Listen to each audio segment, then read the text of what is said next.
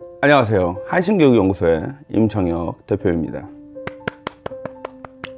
네, 오늘 이 시간에는요, 지난 시간에 이어서 우리 돔하우스에 관한 이야기를 더 하려고 합니다. 지난 시간에는 돔하우스 건축의 장점에 관해서 제가 1년 넘게 살아보면서 또 여기서 일을 해보고 여러 활동을 하면서 경험했던 솔직한 후기를 말씀을 드렸습니다. 그때 장점으로 열거했던 것이 뭐였냐면, 단열이 기가 막히게 나는 거, 외관이 예쁘다는 거, 건축 기간이 짧다는 거, 그래서 건축비 절약이 된다는 거, 그 다음에 안전하다는 거, 뭐 이러한 등등을 이야기를 많이 했는데요. 오늘 이 시간에는 이제 단점에 관한 이야기를 솔직하게 해보려고 합니다.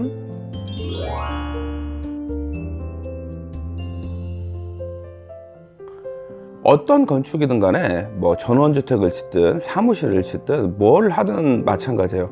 어떤 건축물이든 어떤 건축 기법이든지 건축주의 마음에 100% 드는 건물은 없다라는 게 제 생각입니다. 그러니까 지금 뭐 예를 들어서 목조주택을 지으시거나 아니면 철근 콘크리트로 뭐 지으시거나 뭘 해도 좋아요. 어떤 방식이든 간에 100% 만족하는 건물은 없습니다. 이거부터 생각을 하셔야 돼요. 처음에는 외관 딱 보고 예쁘다 하고 들어갔는데 인테리어에서 마음에 안 들 수도 있는 거고요. 외관이랑 인테리어가 너무 좋아 했는데 단열에 문제가 생길 수도 있는 것이고요. 이런 것들을 모두 만족하려면 또 문제는 뭐냐? 돈이 엄청 많이 들겠죠. 그러니까 이제 이러한 사항들이 있다 보니까 확실히 이게 건축주의 마음에 100% 들게 하는 건 정말 쉽지 않구나, 그런 것을 제가 알게 되었고요. 그리고 살다 보면은 문제가 조금씩 보이는 거더라고요. 그래서 제가 깨달은 건 뭐냐면, 내가 사무실이든 뭐 회사든 집이든 아니면 무슨 뭐 종교 건물이든 뭐 교회나 뭐 사찰이나 어디든 좋아요. 건축주의 마음에 한 80에서 90% 정도 든다 그러면은 만족할 줄 알아야 돼요. 여러분, 주식 투자 경험에 어떤 말이 있습니까? 이런 말 있죠. 제일 밑바닥에서 살 수는 없는 거라고, 무릎에서 사서 어깨에서 팔아라, 이런 이야기가 있어요. 건축도 비슷하다. 제가 깨달은 게 바로 그것입니다. 너무 많은 걸 바라지 말고 내 기준에서 한 80에서 90% 정도 나오면 이거는 정말 훌륭한 집이다. 근데 솔직히 말하면요, 여러분, 제가 이거를 막 계속 이렇게 건축 공부를 하고 건축 커뮤니티에 들어가고 뭐 전원주택 뭐 이런 데 계속 들어가 보니까 뭐가 있냐면, 시공사하고 싸움만 안 해도 복 받은 거예요. 시공사하고 싸움만 안 해도. 그래서 제가 지난 영상에서 저는 적어도 이 건축 기간에 스트레스는 없었다, 뭐 이제 자금 조달 이런 거 외에는 없었거든요, 시공해 주신 분하고는. 그러니까 이런 걸 한번 생각을 해보시고요. 저도 이 맥락 위에서 이 건물에 대해서 100% 만족할 수가 없습니다. 살다 보니까 뭐가 조금씩 계속 보여요. 우선 첫 번째로 제가 복층을 만들었다고 그랬잖아요. 그러니까 건평에 30평이고 복층까지 해서 45평인데 법적으로 이 복층이라는 것은 박공지붕의 경우에는 높이가 180까지 유지할 수 있어요. 그런데 이 지금 돔하우스도 저는 처음에 이렇게 둥근 이렇게 돼 있으니까 이게 박공지붕처럼 뭔가 좀 그런 법률 적용이 되는가 생각을 했는데 그게 안 되더라고요. 특히 위에 이 평평한 면이 있다 보니까 1m 50cm의 높이를 유지를 해야 됩니다. 자, 이건 무슨 뜻이겠어요? 복층의 활용도가 떨어진다. 저희 아이들이 이 건축을 시작할 때만 해도 키가 150이 안 됐습니다. 150 즈음이거나. 그런데 애들이 불과 1년 뭐 한 2-3개월, 1년 3개월 정도 지난 사이에 키가 너무 컸어요. 큰 애는 뭐 이제 뭐 거의 성인이라고 봐야 되고요. 둘째도 키가 150이에요.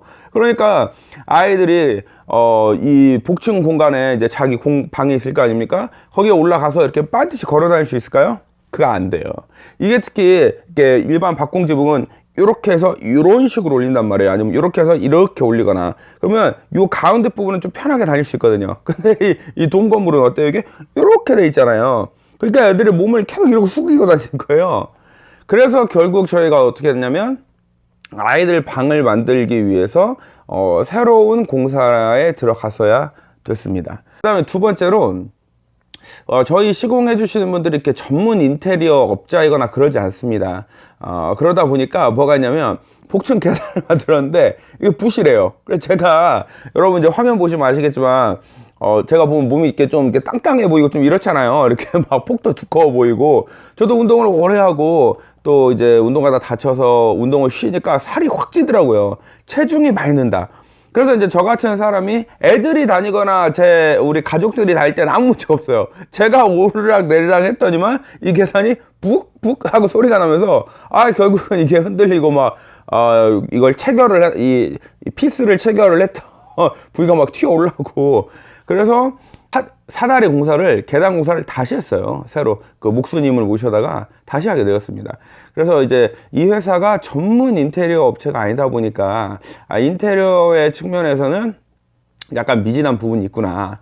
그래서 이제 그거를 만족하기 위해서, 그러니까 절충을 하기 위해서 저희가 선택했던 방법은 뭐였냐면, 이거를 이제 중간 반건축처럼 한 거예요. 반축 공사처럼. 그래서 골조도 올려주시고, 방수도 해주시고, 페인트 칠도 해주시고, 이제 다 하고, 샤시 공사도 이게 저희가 직접 할까 하다가, 샤시 공사는 이게 워낙에 창문이 이렇게 둥근 특이한 형태이기 때문에 그냥 이것까지 부탁을 드렸고, 인테리어 공사는 저희가 직접 했습니다. 뭐 화장실 타일 공사도 그랬고요.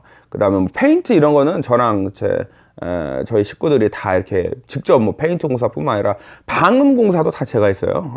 그건 둘이서 제 아내하고 뭐 엄청 열심히 했던 기억이 나고, 또 그래야 싸니까요.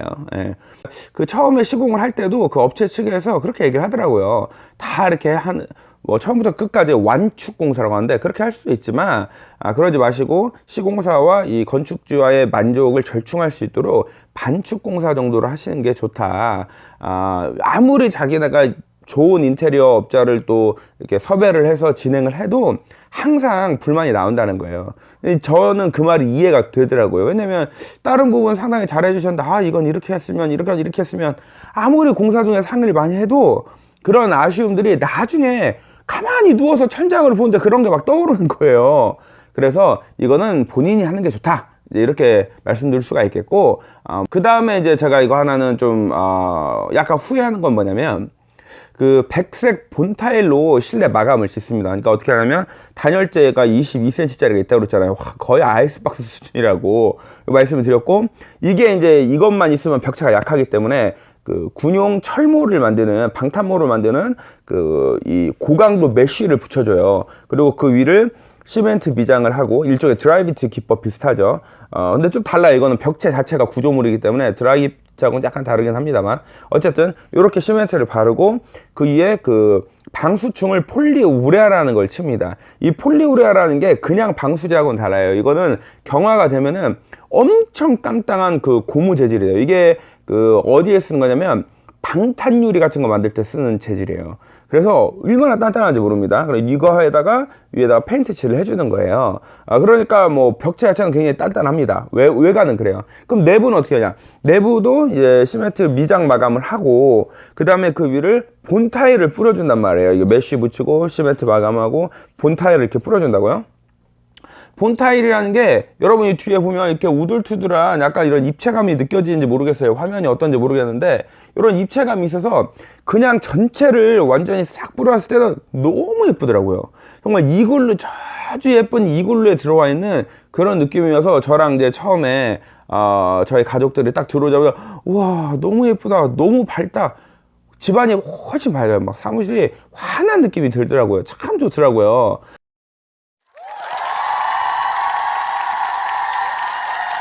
그런데 이제 문제가 뭐냐면, 이게 볼록볼록 올라오다 보니까 이런 뭐 흡음재나 이런 이제 벽체 뭔가 작업을 할 때 접착이 안 되는 거예요. 그래가지고 결국은 실리콘 처리를 하고 피스를 체결해서 고정을 시키고 굳으면 다시 빼고, 이런 작업을 제가 이제 했던 기억이 납니다. 그래서 도마하우스 건축을 하실 예비 건축주께서는 만약에 실내 인테리어를 내가 뭐 벽에다가 루바를 친다든가 아니면 뭔가 이렇게 저희처럼 다른 작업을 할 거다라고 한다면 본타일 마감을 하지 않으시는 게 나아요. 그냥 시멘트 마감만 하시고 요걸 벽체 작업을 따로 하는 게 좋다, 이제 요런 말씀을 드릴 수가 있을 것 같고요. 자, 그 다음에 실내에는 뭐 이 정도 얘기하면 될 것 같습니다. 나머지는 그렇게 제가 큰 불만이 없으니까요. 실외가 문제인데, 실외는 이제 건물이 이렇게 둥글지 않습니까? 그래서 제가 폭우에 강하다, 우리는 뭐 누수가 되고 무슨 뭐 물이 들어치고 그럴 일이 없다 그런 말씀 드렸잖아요. 뭐가 문제냐면 건물이 둥글다 보니까 이제 건축을 할 때는 건축물에 빗물이 내려가는 걸 끊어주는 물 끊기라는 작업을 해줍니다. 이 물 끊기 작업을 해야 벽체가 때가 덜 타요. 안 타는 거 아니에요. 덜 타는 거죠. 모든 건물은 외벽 청소를 해주는 거예요. 이 물뿐만 아니라 여러 가지 그 각종 오염물들이 묻기 때문에 뭐 고압수를 뿌려준다든가 아니면 뭐 스타코 마감을 한 건축물들은 거기를 뭐 다시 페인트 칠하거나 뭐 이런 작업을 다시 해주는 겁니다. 그런데 우리는 이제 뭐가 있냐면은 건물이 둥글다 보니까 빗물이 그대로 떨어지겠죠. 그래서 어떻게 되면 그냥 여름에 비가 많이 날 땐 크게 티가 안 나요. 근데 봄에 황사가 뭐 이렇게 싹 치고 미세먼지가 싹 이렇게 앉잖아요, 건물에. 그리고 나서 비가 내렸더니 그 빗물 자국이 그대로 이렇게 남는 거예요. 처음에 이걸 보는데 좀 당황스럽더라고요. 이 빗물 자국이 건물에 이렇게 둥글게 있고 뭐 선 무늬처럼 이렇게 물줄기처럼 나와 있으니까. 그래가지고 제가 공사해 주신 분한테 한번 여쭤봤어요. 이걸 어떻게 해야 되냐. 그리고 사전에 공부를 할 때 이 건축을 했던 다른 분들을 찾아가서 그거에 대한 상담을 했었어요. 이제 그분들이 뭐라고 하냐면 저하고 그 내용을 공감을 많이 하시더라고요. 다른 건축주들도. 그런데 그분들이 뭐라고 하냐면 이렇게 밖에 나가서 잠깐 보여주더라고요. 분무를 이렇게 딱딱딱딱 뿌리고 손으로 이렇게 닦는데 그 먼지가 닦이는 겁니다. 그래서 이게 그분들이 하는 말이 뭐냐면 어차피 그 다른 건물들도 뭐 몇 년에 한 번씩 다시 뭐 페인트 칠을 한다거나 아니면 외벽 벽체에 뭐 청소를 한다거나 뭔가 작업을 한다. 그러나 이제 우리는 이게 어떻게 되냐면 걸레 있죠? 창문 유리 닦기 같은 거 그걸로 이렇게 쓱쓱쓱쓱 하니까 벽체가 깨끗하게 닦이더라고요. 그래서 우리는 바로바로 청소를 할 수 있을까? 그런 거는 오히려 장점이라 볼 수 있다. 어차피 이러한 스타일 뭐 드라이비트처럼 스타코 마감을 한다든가 이러면은 외벽 청소는 그건 물때 끼고 이런 건 어쩔 수가 없는 거다. 그 얘기를 하더라고요. 그래서 저도 그 부분은 좀 좋게 생각하기로 했습니다. 그래서 실제로 긴 그 걸레를 사다가 한번 닦아봤어요. 1년에 한 번 정도 닦으면 되더라고요. 적으면 한 번, 아니면 뭐 봄, 가을로 해서 2번 정도 이렇게 해가지고 닦으면은 이게 쭉 가더라고요. 시간이 얼마 걸리진 않아요. 이렇게 그냥 뚝뚝 그냥 닦은 거예요. 이렇게 하면은 그냥 건물이 깨끗하게 세차하듯이 싹 닦여요. 처음에는 이제 저는 공부하고 이제 사전에 뭐 사전 답사도 해보고 하니까 대충 마음의 준비를 했는데 실제로 보니까 건물이 크기 때문에 더 이게 확 오는 게 있었고 저희 가족들의 경우는 이거 집이 왜 이러냐고 이제 이렇게 나오는 거죠. 그러나 그거는 뭐 쭉 따지고 보니까 저도 처음에 좀 아쉬웠는데 다른 건물 양식이랑 따지고 보니까 불만 가질 건 아니었어요. 왜냐면 저희 집 주변에 있는 다른 건물들도 장난 아니거든요. 이번에 비 많이 내려가지고요. 네, 장난 아닙니다. 이런 게 있었고요. 그 다음에 이제 가장 결정적인 문제로 제가 보는 거는 2가지인데요. 하나는 소음 문제예요. 방음 문제.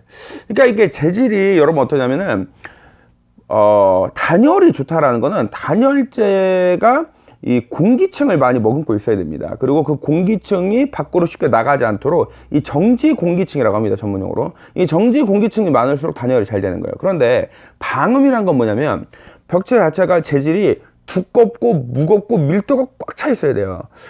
이 밀도가 꽉 차 있으면은 이거는 단열하고는 또 그렇게 상관이 없는 겁니다. 그래서 이게 이제 일장일단이에요. 단열이 그렇게 좋다 보니까 이 소음 차단이 거의 되지가 않더라고요. 그러니까 이제 놀란 거예요. 저희는 교육도 하고 뭐 이 공간에서 아이들이랑 뛰어놀기도 하고 요즘은 이제 코로나19 이후로는 모여서 뭐 몸 신체 활동 이런 거는 이제 많이 못하죠. 안 하기도 하고 온라인으로 다 해야 되니까. 그런데 이제 그 전에는 막 한동안 엄청 했을 거 아니에요. 막 여기에서 막 중등학교 아이들 막 한 30명씩 막 뛰어다니고 막 그랬으니까 상당히 시끄러울 거 아닙니까? 이 방음이 안 돼가지고 아주 난처하더라고요. 그 민원 들어올까봐. 이 주변에 다른 주택가가 있다 보니까요. 그래서 방음 작업을 새로 한 거예요. 이제 뒤에 보이시는 요거는 이제 그 하나로보드라는 건데 하나로보드라는 걸 처음에 이렇게 갖다가 제가 붙였어요. 벽체에다가. 그리고 흡음판 타공판도 이렇게 붙이고 요렇게 하니까 좀 낫긴 하더라고요. 근데 이거보다는 제가 이렇게 해보니까 그 돌가루 차음제가 있습니다. 돌가루 차음제 1m 곱하기 1m 정도 된 거 그렇게 비싸지 않아요. 이거를 접착을 해주고 그 다음에 그 흡음제를 9mm 판을 붙였어요. 더 큰 거를 붙이려고 두꺼운 걸 하려고 하다가 요 루바 작업 이런 거 이렇게 벽체 작업 하는 것 때문에 그거를 뺐어요. 그냥 그거 빼고 9mm 판으로 이렇게 4mm 차음제 안에다가 9mm 흡음재를 붙이고 그 위를 루바를 친 거예요. 소나무로. 이게 치니까 소음은 거의 다 해결이 되더라고요. 그거는 처음에는 좀 그랬는데 추가적으로 인테리어 작업한다 생각하고 그 방음 작업을 하니까 괜찮더라고요. 원래 제가 이 방음 쪽도 공부를 해보니까 방음이란 건 차음과 흡음으로 나뉘는 겁니다. 근데 이거는 이제 공간을 좀 둬야 돼요. 원래 일반적인 건물은 벽체가 있으면은 거기다가 사각 틀을 짜고 그 속에다 이렇게 붙이고 또 공간을 약간 한 2, 3cm 띄어내고 또 이렇게 붙여주고 이런 공간 확보를 합니다. 그래야지 소리가 뭐 딱 들어왔을 때 바로 차음제로 가는 게 아니라 딱 들어왔을 때 공기층을 한번 지나서 차음제를 딱 거치고 벽체를 거쳐야 이게 흡음과 차음이 되는 거예요. 그걸 방음이라고 하는 겁니다. 근데 이제 저는 그렇게까지는 안 했어요. 요 정도만 해도 바로 차음제 붙이고 흡음제 붙여도 크게 지장 없더라고요. 근데 이제 아쉬운 게 본 타일이라서 이게 바로 접착이 안 되니까 이거를 벽체에다가 할 때는 제가 피스로 체결을 했고, 그 다음에 이제 뭐 유리창 틀 같은 데는 그냥 가볍게 타카로 그냥 탁탁탁탁 치고 실리콘 고정되면은 그걸 다 빼서 마감을 지었던 이제 그런 방식으로 소음 문제는 해결했다. 이렇게 보시면 되겠습니다. 그 다음에 이제 마지막으로 제가 생각하는 이제 가장 어려운 점 중에 하나는 뭐냐면, 이게 건물이 둥글잖아요. 이제 사진 보시면 아시다시피 이렇게 둥글지 않습니까? 여러분, 그러면은 똑같이 30평 건물이라고 해도 활용도가 확 떨어져요. 그러니까 저희는 안전도 그렇고 예쁜 것도 그렇고 해가지고 완전 이렇게 둥근, 이제 제가 엄마의 자궁 포궁을 형상한 거라고 이렇게 하지 않았습니까? 그렇게 해서 이렇게 계란형처럼 이렇게 만들었는데, 그러다 보니까 가구를 넣을 수가 없는 거예요. 우리나라 가구라는 게 어때요? 전부 다 반듯반듯한 이런 사각 타입입니다. 이거를 넣을 수가 없는 거예요. 그래서 이제 저희가 연구를 해본 거죠. 저희 가족들이랑 이렇게 고민을 쭉 해보면서 찾아보고 여러 시도를 해보니까 60cm 정도 되는 장이면은 큰 문제 없더라고요. 그러니까 60cm 정도 되는 거를 이렇게, 요거를 이제 원래는 이렇게 반듯하게 붙이잖아요, 일반적인 건물은. 근데 이거를 이렇게 살짝 벌려서 이런 식으로 이렇게 둥글게 이렇게 만들어지는 거예요. 이렇게. 그러면 크게 공간이 죽지도 않고 문도 열리고 이렇게 둥근 모서리도 뭐 모양이 잡히는 이제 이런 방식으로 해결할 수 있더라고요. 요렇게 이제 해결을 했다. 근데 이제 또 뭐가 있냐면 이런 게 있는 거예요. 침대를 놔도 방을 설계를 이렇게 네모나면 이렇게 하나 놓고 이렇게 공간 가구 배치를 하겠는데, 여기 한쪽 면이 이렇게 부채꼴 모양으로 둥글다 보니까 침대에 놓고 요 끝부분에 살짝 죽는 부분은 있더라고요. 근데 이제 거기는 이제 어떻게 했냐면 스탠드 같은 걸 놓는다거나 아니면 거기에 맞는 옷장을 수납장을 하나 놓는다거나 이런 방식으로 해결을 했다. 이제 그렇게 정리를 할 수가 있겠고,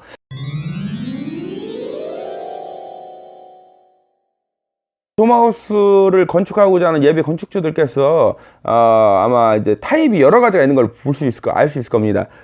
터널형이 있잖아요. 터널형이 뭐냐면 일자로 되어 있고 벽체가 수직으로 세우는 거예요. 그리고 이 지붕만 이렇게 둥글게 만드는 이런 방식이 있죠. 그 방식으로 하면 큰 문제 없더라고요. 이 소음 문제도 확실히 제가 보니까 이렇게 벽체는 반듯하고 위에는 이렇게 하고 앞뒤는 이렇게, 그 앞뒤는 어떻게 이걸 세우냐면은 벽돌 조작을 하고 단열재를 넣고 샤시를 넣고 하는 방식으로 만들더라고요. 그리고 그거를 위에를 이렇게 씌우고. 그러니까 일반 주택하고 완전히 똑같아요. 박공지붕이냐 이 돔지붕이냐 그 차이만 있지. 그래서 소음과 공간 활용을 그렇게 활용하는 분들도 있더라고요. 근데 이제 그건 단점은 뭐냐면 공간 활용이나 뭐 소음이나 뭐 창문 뭐 샤시 배치 이런 거는 훨씬 용이할 수 있을지 모르겠는데, 복층 활용 이런 거는. 근데 이제 모양은 확실히 저희처럼 이렇게 완전 둥근 형태가 예쁘긴 더 예쁘더군요. 어떤 방식이든 간에 일단 있는 거니까요. 네. 자, 지금까지 제가 이 돔하우스 건축의 단점에 대해서 말씀을 드렸습니다. 단점으로 제가 열거한 것들이 있죠. 뭐 공간 활용 문제, 소음 문제 그런 거 있었고, 그다음에 본타일 마감하지 말고 다른 방식으로 할 거면은 그냥 이거는 시멘트 미장 마감만 해라. 이런 말씀 드렸고, 방음 문제는 이것도 의외로 이렇게 큰 돈 들지 않습니다. 그 4mm 차음제에다가 이 9mm 흡음재 붙이고 루바 작업만 해도 대부분의 소음은 차단이 된다. 이런 말씀 드렸고, 공간 활용이 아쉬운 경우에는 저희처럼 완전 둥근 형태로 하지 말고 이 벽체를 벽돌 조작을 해서 쌓아서 샤시를 달고 뭐 이런 식으로 처리할 수 있다. 이렇게 우리가 정리를 할 수가 있겠고요. 그 다음에 복층 공간 활용의 경우에도 이렇게 둥근 형태가 아니라 방금 말씀드린 형태는 충분히 활용을 할 수 있는데, 법으로는 이 복층 공간을 1m 50까지 빼게 되어 있습니다. 근데 제가 다른 그 건축한 집들 보니까 박공지붕도 180까지 지켜야 되는데 감리를 안 받는 경우에는 막 2m 넘게 내고 막 그러더라고요. 불법을 저지르라고 제가 말은 못 하겠지만 좀 여러 아이디어를 내서 복층 공간을 좀 실용적으로 활용할 수 있는 방식을 찾아볼 필요는 있지 않겠냐, 그런 말씀 드렸고, 또 전문 인테리어 업체가 아니다 보니까 인테리어는 본인이, 그러니까 반축 공사를 해가지고 서로 이렇게 합의점을 보는 게 좋다, 이런 정도로 정리할 수가 있을 것 같네요. 네, 지금까지 제가 총 2회에 걸쳐서 도마우스 건축의 장단점에 대한 말씀을 드렸는데요. 여러분 이 영상 참고하셔가지고 특히 예비 건축주분들은 좀 좋은 결과 있으시길 바라고, 그 돈을 우리가 들인 만큼 또 성과를 얻어야 되지 않겠습니까?